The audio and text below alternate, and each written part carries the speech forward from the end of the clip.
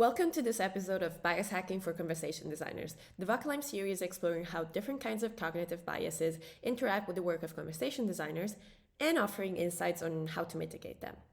Today, we'll be delving into so-called decoy effect. Starting from, what is decoy effect? So according to the definition of the Decision Lab, the decoy effect describes how when we are choosing between two alternatives, the addition of a third, less attractive option, i.e. the decoy, can influence our perception of the original two choices. Decoys are asymmetrically dominated, so they are completely inferior to one option, i.e. the target, but only partially inferior to the other, i.e. the competitor. For this reason, the decoy effect is sometimes called the asymmetric dominance effect. In an ideal decoy situations, there are three choices available. The target is the choice someone else, for example, a business, wants you to make. Secondly, there's the competitor, the option competing with the target. Finally, the decoy is the option that is added to nudge you towards the target. The crux of the decoy effect is the fact that the decoy must be asymmetrically dominated by the target and the competitor, with respect to at least two properties. Let's call these 1 and 2. This means that the target is rated better than the decoy on both 1 and 2, while the competitor might be better at 1 but worse on 2. Imagine you're lining up at a movie theater to buy some popcorn. So you see the small cost $3 and the largest $7. $7 sounds like a whole lot for some popcorn, and you think, I don't really need the big portion anyways, so you think of going for the $3 small serving. Then, as you get closer to the counter, you realize there's also a medium option for $6.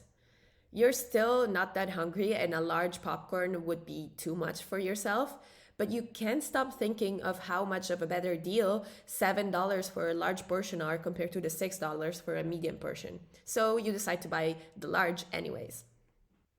How does this affect conversation design though? Let's bias hack this.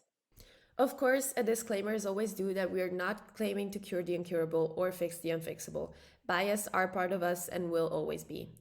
This we're doing here is more like a thought experience than some kind of magic spell that will promise to get rid of any bias you have. So let's see what are some ways that we can become aware of and deal with being decoy-affected designers. First step is to figure out your preferences always ahead of time.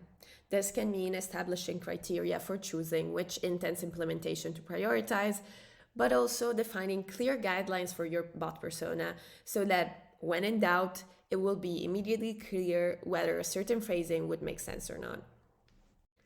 And then, whenever you're making decisions, as stupid as this might sound, don't let options coming in sets of 3 fool you. When you're balancing different options, try to consider each one individually, if they are coming in sets of 3, and then if no option truly satisfies you, create your own fourth option. At the same time, who are we not to take advantage of the decoy effect, leveraging it in presentation with stakeholders to push design forward? Still, let's try to keep this ethical, but if you think about it, adding a little decoy to the different solutions you're presenting can help your audience be a little more assured and convinced of the choice they're making. As designers, we should also be aware of the ways decoy effect can impact our users. So the first thing is to be ethical about using decoys. It's one thing to try to be more convincing with stakeholders. It's a whole other thing to nudge users into buying more than they really need. These are people's finances and health you could be impacting negatively, so please be considerate. In the same vein, if you're offering users 3 options to pick from, make sure to make them distinctively beneficial to cater for distinctively different needs. Finally, the same way we, as designers, should strive to make decisions always based on predefined judging criteria, we should also encourage users to establish their own judging criteria. So, if you're showing users different sneaker options, it might be useful to explain that the one is much more expensive than the others because of how performant it is on special kinds of trails. That way, your users will be able to decide whether that's something they're looking for in their shoe or not. These are just a few situations where the decoy effect can impact our work as conversation designers. Let us know if you can think of any other examples, and in the meantime, check out our other videos of the series Bias Hacking for Conversation Designers. And as we like to say here, bias for now.